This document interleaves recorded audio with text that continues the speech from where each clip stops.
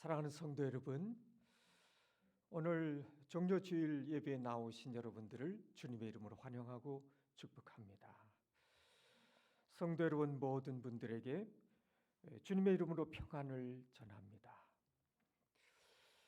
오늘 우리는 사순절의 절정이자 고난주간이 시작되는 종료주일을 맞이했습니다. 2000년 전 오늘 우리 예수님께서 나귀 새끼를 타시고 예루살렘 성에 입성하실 때에 수많은 사람들이 예루살렘 길거리에 쏟아져 나왔습니다. 그들은 겉옷을 펴고요, 길에 펴고 종려나무 가지를 흔들며 목이 터져라 외쳤습니다. 호산나 찬송하리로다 주의 이름으로 오시는 이여. 이 얼마나 영광스럽고 감격스러운 장면입니까? 예수님을 향한 뜨거운 환성은 예루살렘 성벽을 아마 뒤흔들었을 겁니다.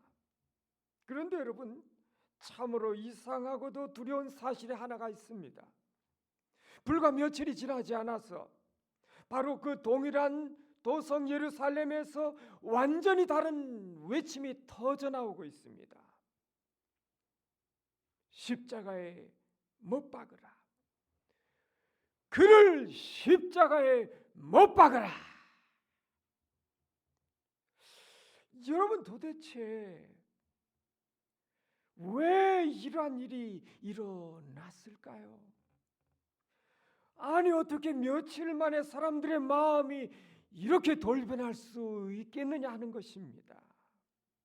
그 이유는 환호는 감정의 영역이지만 순종은 의지의 영역, 결단의 영역이기 때문에 그렇습니다.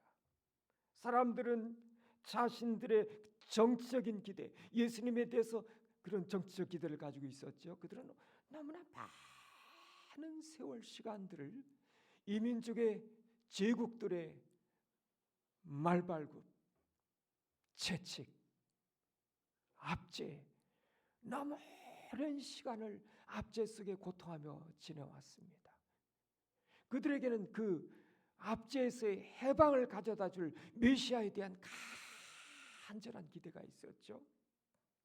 또 정치적인 기대뿐 아니라 경제적인 삶, 피폐해졌던 삶들, 또 삶의 모든 억눌린 문제들을 해결해 줄 수 있는 능력 있는 슈퍼스타로서의 예수 그리스도를 기대했습니다.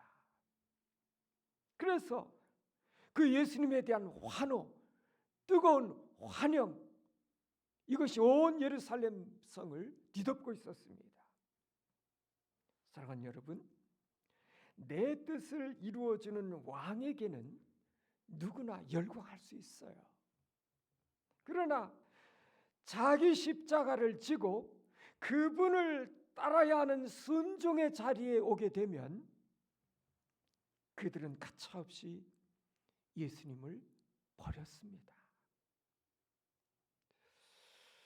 오늘 우리가 함께 읽은 마가복음 14장 본문은요, 그 화려했던 종려주일의 환호 뒤에 감추어졌던 그 쓸쓸한 진실을 우리에게 적나라하게 보여주고 있습니다.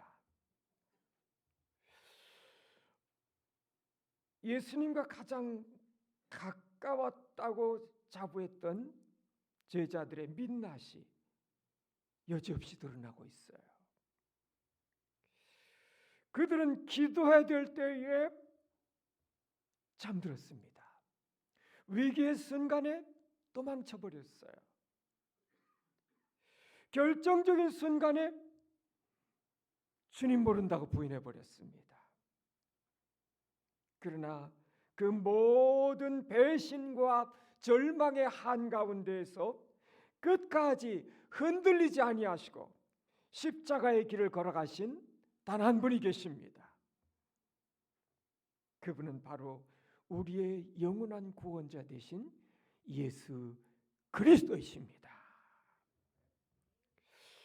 오늘 세 가지 장면을 통해서요, 우리를 위해 십자가 구원의 길을 걸어가신 진짜 왕의 모습을 만나보기를 원합니다. 첫 번째 장면입니다. 기도하는 왕과 잠자는 제자들입니다.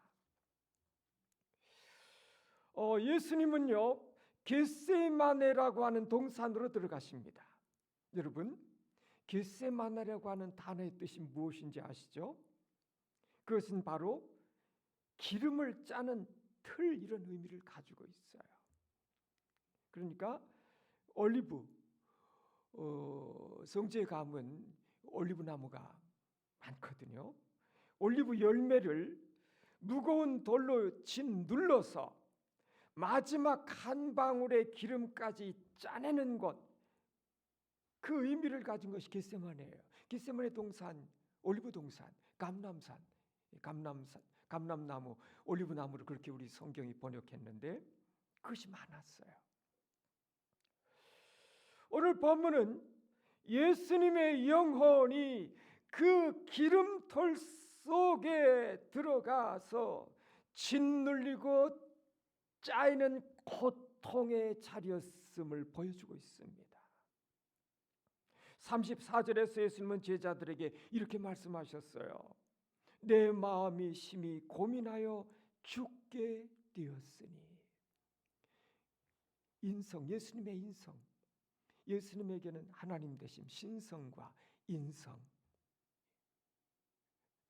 두 가지 본성이, 두 가지 함께 계셨죠. 인성으로서 받으시는 그대로 이 고난, 이렇게 표현되어 있어요. 헬라 원에 보면 이 고통의 깊이가 더 선명하게 다가오고 있습니다. 마가는요, 극도의 충격으로 몸서리치는 상태와 숨이 턱턱 막힐 듯한 짓눌림과 불안을 뜻하는 단어로 이 단어를 사용했습니다. 그러니까 이것은 내일 당장 다가올 육체적인 십자가의 처형이 무서워서 두려워 떠시는 것이 아닙니다. 이것은 거룩하신 하나님의 아들이 온 인류의 죄악을 다 짊어지시고 아버지 하나님의 진노의 잔을 마셔야 하는 그 영적인 단절의 고통을 앞에 두시고 느끼는 거룩한 번민 고통이었어요. 그러니까 이 번민 고통의 깊이는 말할 수가 없는 것입니다. 우리는 자녀를 양육할 때, 자녀가 성숙한 한 사람의 어린이 될 때까지는 많은 인생의 골짜기를 지나오잖아요. 그 사춘기 때 그냥 감당이 안 되는 만큼 자녀 하나를 우리 가슴에 품고 성숙한 한 사람의 어른으로, 청년으로 세워지기까지 많은 소가리를 하잖아요. 한 사람, 내 곁에, 우리 곁에, 직장에서, 사회에서 여러 천차만별의 사람들 만나잖아요. 좋은 사람도 만나지만 예기치 못한 사람도 만나잖아요. 그런 한 사람들의 연약함, 약점, 이거 함께하는 거, 감당하는 거, 그거 쉽지 않잖아요. 온 인류의 죄입니다. 상상이 안 되죠. 그 숨막히는 고통 속에서 예수님은 땅에 엎드려 기도하십니다. 아바, 아버지여, 아버지께는 모든 것이 가능하오니 이 잔을 내게서 옮기시옵소서. 예수님의 이 기도는 너무나 인간적이고 진실하십니다. 예수님도 이 십자가의 고통을 피하고 싶으셨습니다. 그러나 예수님의 기도는 여기에서 멈추지 않으시죠. 이어지는 결정적인 고백이 우리 기독교 복음의 심장입니다. 그것은 무엇입니까? 그러나 나의 원대로 마시옵고 아버지의 원대로 하시옵소서. 사랑하는 여러분, 우리의 구원은 화려한 기적이나 기분 좋은 환호성에서 시작된 것이 아닙니다. 아버지의 뜻대로 하시옵소서 기도하시며 자신의 생명을 내려놓으신 예수님의 철저한 순종에서 시작된 것입니다. 그런데 예수님께서 피땀 흘려 기도하시는 그 절박한 시간에 제자들은 무엇하고 있었나요? 잠자고 있었습니다. 예수님께서 3번이나 그들 곁에 오셔서 그들을 깨우셨지만 그들은 잠을 이기지 못하고 자고 있었어요. 3번이나 다 실패합니다.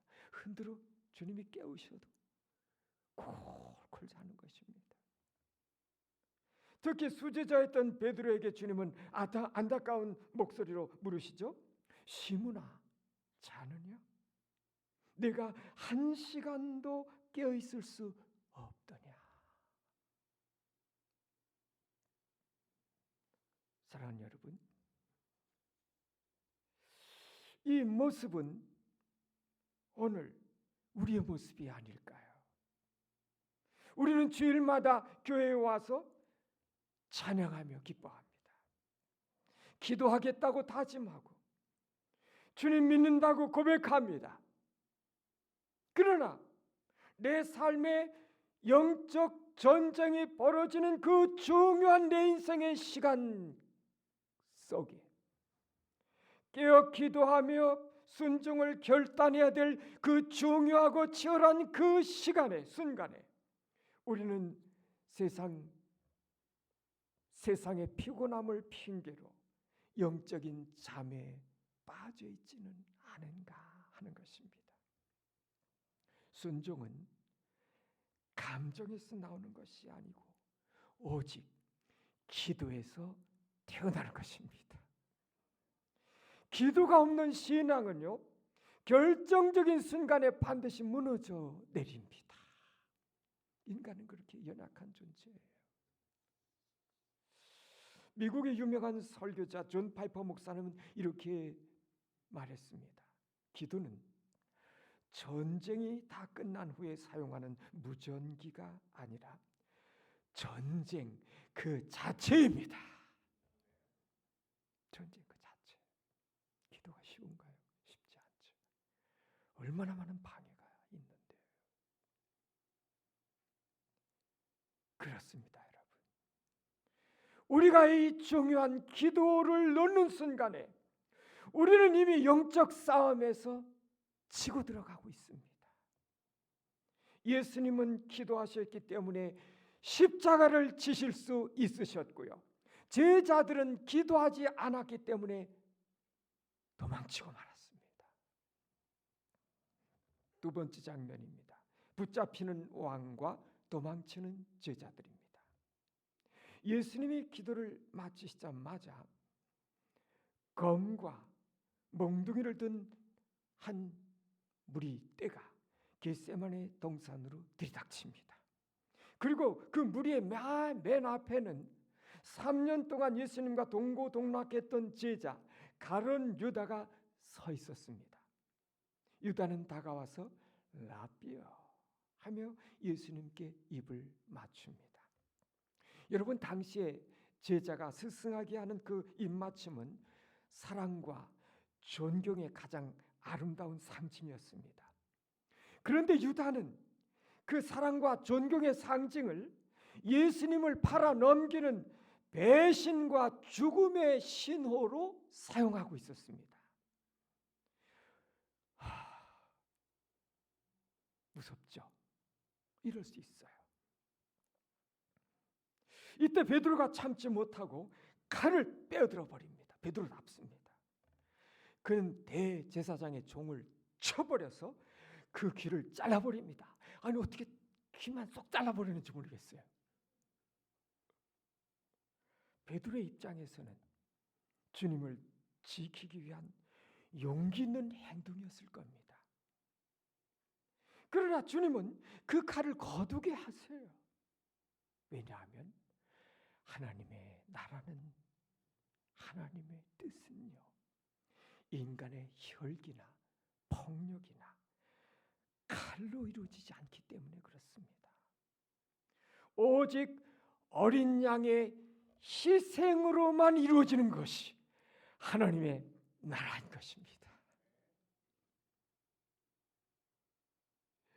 예수님께서 무력하게 결박당하시자 제자들의 반응이 어떠합니까? 50절 볼까요? 제자들이 다 예수를 버리고 도망하니라. 저는 이 짧은 한 문장이 복음서 전체를 통틀어서 가장 슬프고 가슴 아픈 구절 중에 하나라고 생각됩니다. 다 버리고 도망쳤습니다. 다입니다. 예외가 없어요. 죽을지언정 주님 떠나지 않겠노라고 큰 소리치던 베드로, 호언장담하던 그 제자들의 호언장담은 위기 앞에서 먼지처럼 흩어져 버렸습니다. 이어지는 51절 52절에서는 마가복음에만 소개되어지는 아주 독특하고 상징적인 장면이 등장합니다. 어떤 청년이 맨몸에 배 혼잎을만 두르고요, 예수님을 따르고 있었습니다. 이것도 좀 독특하죠. 무리에게 붙들리게 되자 그 청년은 배 혼잎을 확 집어 던지고 벌거벗은 채로 도망을 쳐버리고 있습니다. 성경학자들은 이 청년이 마가복음을 기록한 마가 자신일 거라고 얘기합니다. 그렇죠. 본인이 아니면 이렇게 생생하게 기록할 수가 없는 거죠. 옷을 버리고 벌거벗은 채 도망가는 이 청년의 모습은 무엇을 의미하고 있을까요? 제자들의 완전한 수치, 영적인 완전한 붕괴를 상징하고 있어요. 자신을 포장하고 있었던 모든 겉옷이 벗어지고요, 인간의 나약함과 비겁함의 밑바닥이 그대로 이 사건을 통해서 드러난 것입니다. 사랑하는 여러분, 우리의 주님을 향한 충성은 평안할 때가 아니라 위기 앞에서 그 모습이 드러납니다. 우리도 다르지 않아요. 신앙생활하다가 조금만 상황이 어려지면요, 나에게 경제적 손해가 올 것 같으면, 또 세상 사람들의 조롱이나 위협이 다가올 것 같으면 우리는 뒤도 돌아보지 않고 겉옷을 던져버린 채 예수님을 버리고 도망치던 사람들은 혹시 아니었는가 하는 것이죠.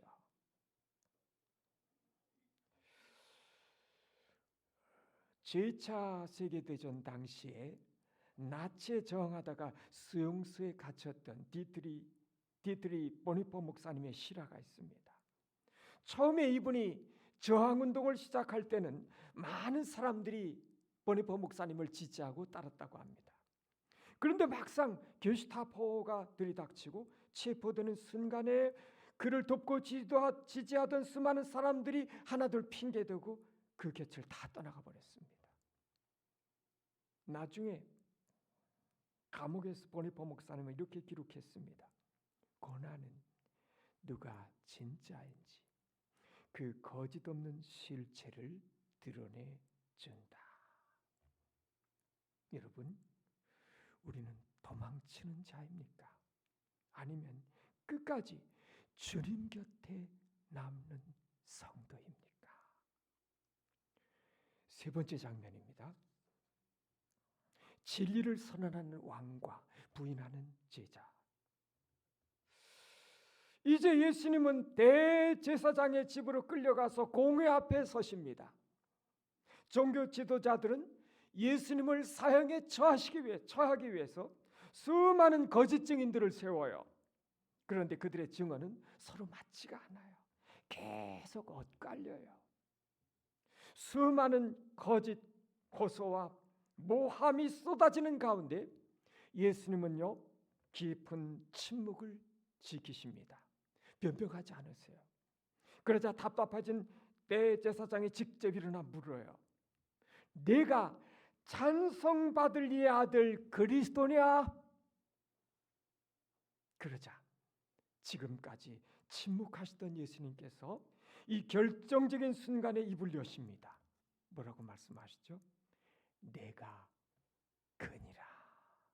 에고 에이미. 이 헬라어로 에고 에이미, 이 짧은 대답은 엄청난 의미를 가지고 있습니다. 단순히 그렇다, 맞다, 이 정도 뜻이 아닙니다. 구약성경 출애굽기 3장에 보면 하나님께서는 모세에게 자신을 계시하실 때에 나는 스스로 있는 자니라 이렇게 말씀하십니다. I am who I am. 에고 에이미. 하나님께서, 여호와 하나님께서 자신을 스스로 계신 자존자 하나님으로 나타나실 때, 소개하실 때 썼던 단어입니다. 뭐예요? 내가 그니라.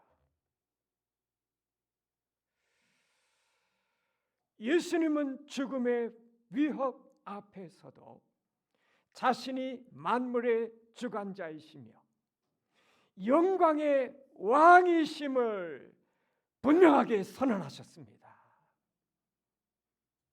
이 선언을 들은 사람들은 분노하며 예수님을 조롱하기 시작합니다. 엄청난 신성모독이라고 한 거죠.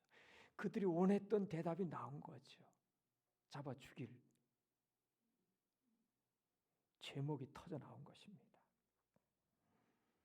거룩하신 왕의 얼굴에 침을 뱉어버립니다. 주먹으로 쳐버립니다. 손바닥으로 때리고 모욕합니다. 천지를 창조하신 하늘의 왕께서 자신이 창조한 피조물들에게 처참하게 짓밟히고 조롱당하고 계신 것이었습니다. 그런데 여러분, 대제사장의 집 안에서 왕이신 예수께서 목숨을 걸고 내가 그니라 이렇게 진리를 선언하고 계실 때에 그 집 바깥 뜰에서 무슨 일이 벌어지고 있었나요? 수제자 베드로가 불을 쬐고 있었습니다. 한 여종이 다가와서 너도 나사렛 예수와 함께 있었도다 이렇게 말하자 베드로가 벌쩍 뜁니다. 소스라치게 놀라요. 그리고 단호하게 부인합니다. 나는 내가 말하는 것이 무엇인지 알지도 못하고 깨닫지도 못하겠노라. 나는 아니야. 절대 아니야. 나 그런 사람 아니야. 한 번, 두 번, 세 번째는 아주 예수님을 저주하고 맹세코 모른다고 부인해버립니다. 바로 그 순간에 닭이 두 번째 우는 소리가 들려옵니다. 닭이 두 번 울기 전에 내가 세 번 나를 부인하리라 하셨던 주님의 말씀이 떠올랐어요. 베드로는 그 순간 그 자리에 무너져야 됩니다. 통곡합니다. 자신만만했던 베드로잖아요. 그 순간에 사정없이 무너지는 거지. 통곡합니다. 이 무너짐을 통해서 복음의 빛이 이제 들어오기 시작하는 것입니다.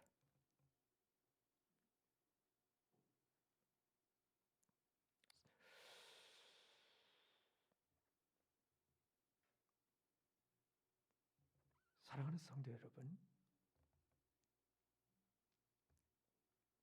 우리는 말씀을 읽으며 베드로를 쉽게 비난합니다.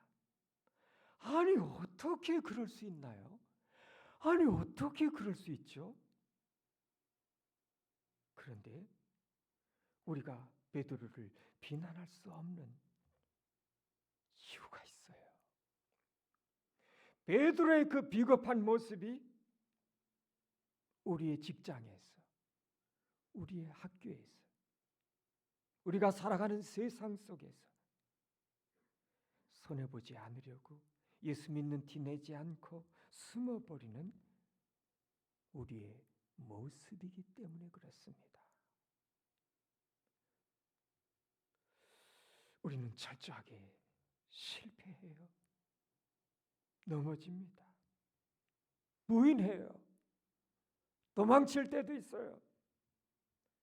그런데 여러분, 놀라운 은혜가 무엇인지 아십니까? 우리는 실패하지만 우리를 향한 예수 그리스도의 구원은, 주님의 구원은 결코 실패하지 않는다고 하는 것입니다. 베드로가 예수님을 저주하고 부인하고 있을 바로 그 순간에도 예수님은 그 베드로를 살리시기 위해서, 그리고 저와 여러분을 살리시기 위해서 십자가를 향해서 묵묵히 걸어가고 계셨습니다.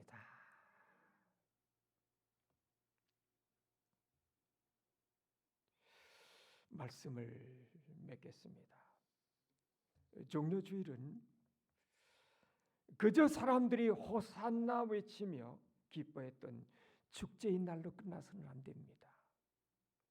이 날은 참된 왕이신, 영원한 왕이신 예수님께서 어떤 길을 걸어 우리의 왕이 되셨는지를 깊이 묵상하는 날입니다. 예수님은 겟세마네의 피말리는 그 기도 속에서, 가룟 유다의 뼈아픈 배신 속에서, 공의 부당한 재판과 침묵 속에서, 그리고 십자가라고 하는 극도의 고통을 향해서 한 걸음도 물러서지 않으셨습니다.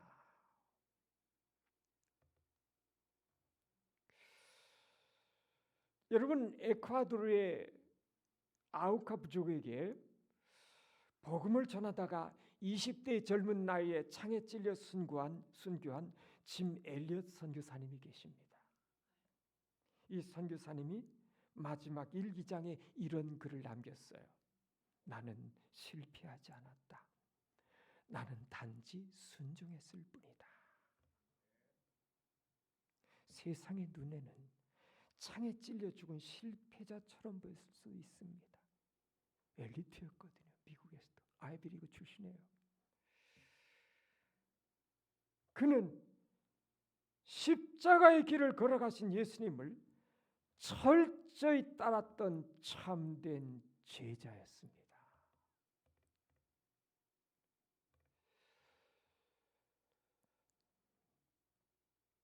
오늘 이 시간 하나님은 우리 각자의 영혼을 향해서 묻고 계십니다. 너는 기도하는 자냐? 아니면 잠자는 자냐? 너는 십자가를 따르는 자냐? 아니면 위기 앞에서 도망하는 자냐? 너는 세상 앞에서 예수를 고백하는 자냐? 아니면 숨고 부인하는 자냐? 우리의 모습은 연약해서 언제든 잠들고 도망갈 수 있어요. 그러나 여러분, 절망하지 마시기 바랍니다.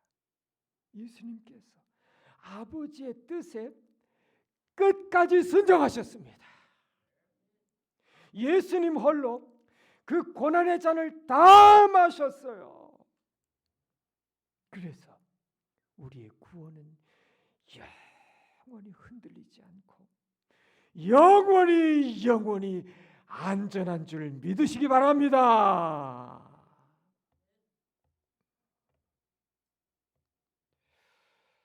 이번 고난주간 환호하는 군중 무리에 섞여서 감정에 취해 있지 않기를 바랍니다.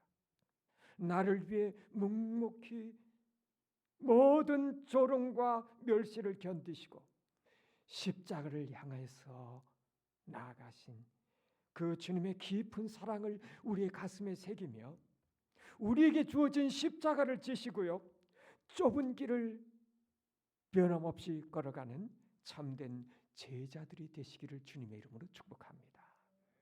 기도하겠습니다. 사랑하는 주님, 오늘 우리는 베드로처럼 자주 잠들고요, 위기 앞에서 도망칠 때도 많고요, 삶의 자리에서 주님을 부인하는 연약한 존재인 것을 고백드립니다. 그러나 주님, 우리 주님은 그런 우리를 포기하지 아니하시고 끝까지 순종하심으로 십자가의 길을 걸어가신 것 감사합니다. 십자가로 우리의 모든 구원을 다 완성해 주신 것 감사드립니다. 우리 주님의 흔들림이 없으신 그 순종과 그 은혜로 인해서 오늘 우리가 구원받아 이 자리에 있음을 주여 감사합니다. 주님, 기도하옵기는 종려주일의 가벼운 환호성에만 머무는 가벼운 신앙 되지 않게 하여 주시옵소서. 이제는 주님 앞에 깨어 기도하게 하시고 어떤 고난 앞에서도 십자가의 길을 묵묵히 따르는 참된 제자들 되게 도와주시옵소서. 예수 그리스도의 이름으로 기도합니다. 아멘.